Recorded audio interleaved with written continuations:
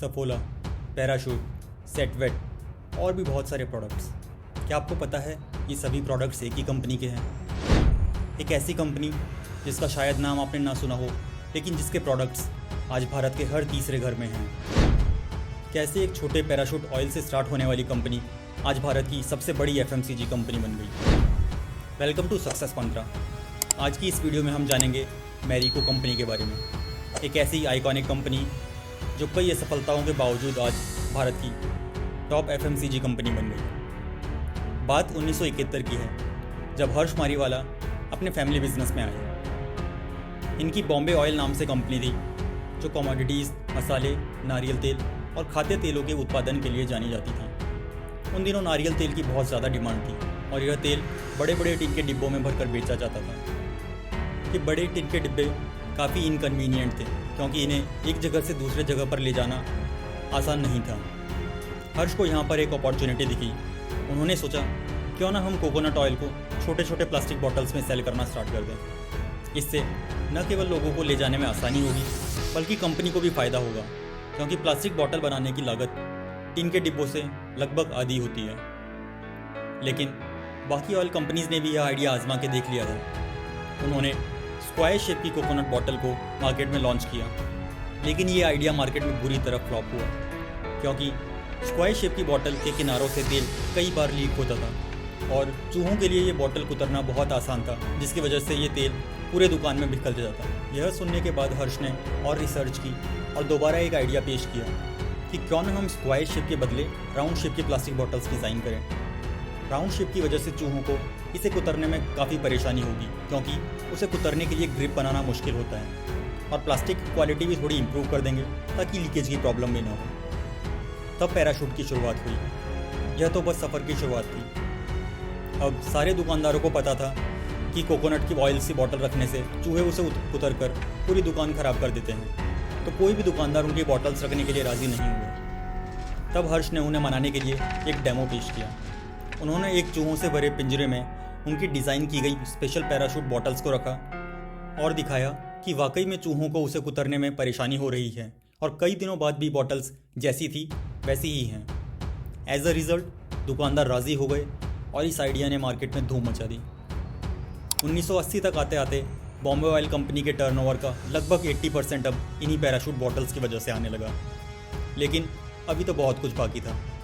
Market के सारे अन्य कॉम्पिटिटर्स ने पैराशूट बॉटल्स का डिज़ाइन देखा और उन्होंने इसकी कॉपी मार्केट में उतार दी।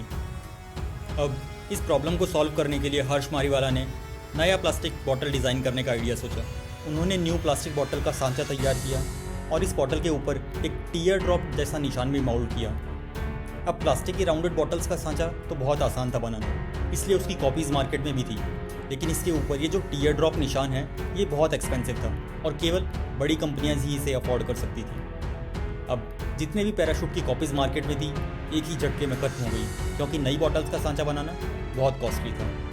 नतीजा, दोबारा हर्ष मारीवाला के पैराशूट बॉटल फील्ड से निकलकर एक बार फिर टॉप पे पहुंच गई। अब हर्ष मारीवाला ने उसे एक इंडिपेंडेंट बड़ी कंपनी बनाने का सोचा। उन्होंने अपने फैमिली मेम्बर्स को कन्विंस किया और एक नई सेपरेट कंज्यूमर सेगमेंट बिजनेस शुरू किया। इस तरह 1990 में मैरिको कंपनी की शुरुआत हुई। 1996 तक आते आते कंपनी की सेल्स 4 गुना और प्रॉफिट 2 गुना हो गए। कंपनी की इतनी तेज़ी की ग्रोथ देखते हुए हर्ष ने कंपनी को पब्लिक कर दिया और Marico stock exchange of India में लिस्ट हो गई। कोई भी कंपनी कैसे स्टॉक मार्केट में लिस्ट होती है, इसका एक सेपरेट वीडियो आपको आई बटन और वीडियो के डिस्क्रिप्शन में भी मिल जाएगा। उसी साल 1996 में HUL कंपनी ने केकी दादी शेठ को अपना नया चेयरमैन बनाया। HUL एक ब्रिटिश कंपनी है और FMCG सेक्टर की पूरी दुनिया की सबसे बड़े कंपनियों में शुमार है। HUL की मार्केट रेपुटेशन का अंदाज़ा इसी बात से लगाया जा सकता है कि वह एक ऐसी कंपनी थी जो किसी भी कंज्यूमर प्रोडक्ट के सेगमेंट में आती तो उथल पुथल मचा देती। मैरिको के पैराशूट के साथ भी उन्होंने ऐसा ही किया। HUL ने निहार कोकोनट ऑयल लॉन्च किया और खूब एडवर्टाइजमेंट किया। निहार का एडवर्टाइजमेंट पैराशूट के मुकाबले लगभग 2 गुना था और काफ़ी लोगों को लगा कि मैरिको के अच्छे दिन गए और जिस चीज़ के लिए HUL जानी जाती थी वैसा ही होने लगा। मैरिको के शेयर्स प्राइस तेज़ी से गिरने लगे। इनफैक्ट दादी शेठ ने हर्ष मारीवाला को फ़ोन किया और यह तक बोल दिया था कि आपके मैरिको को HUL को नहीं बेची तो मैरिको बस इतिहास के पन्नों में रह जाएगी।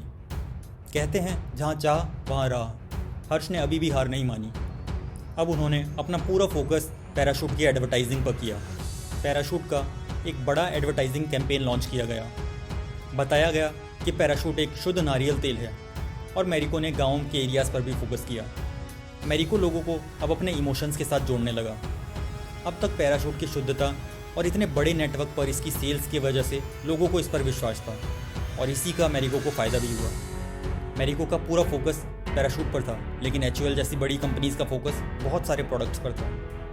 कुछ ही सालों में सब कुछ बदल गया। HUL के निहार ऑयल का मार्केट शेयर 15% से गिरकर 8% पर रह गया, जबकि मैरिको तेज़ी से बढ़ा। और 2005 में फाइनली HUL ने हार मानी और अपना पूरा ऑयल बिजनेस अपने चिर प्रतिद्वंदी मैरिको को 216 करोड़ में बेचा। 25 से ज़्यादा देशों में फैले हुए मैरिको का मार्केट कैप लगभग 78,000 करोड़ रुपए है। तो दोस्तों, ये थी मैरिको की आइकॉनिक हिस्ट्री। यदि वीडियो पसंद आया तो लाइक करें। ऐसे ही और कंटेंट्स पाने के लिए सब्सक्राइब करें सक्सेस मंत्रा को।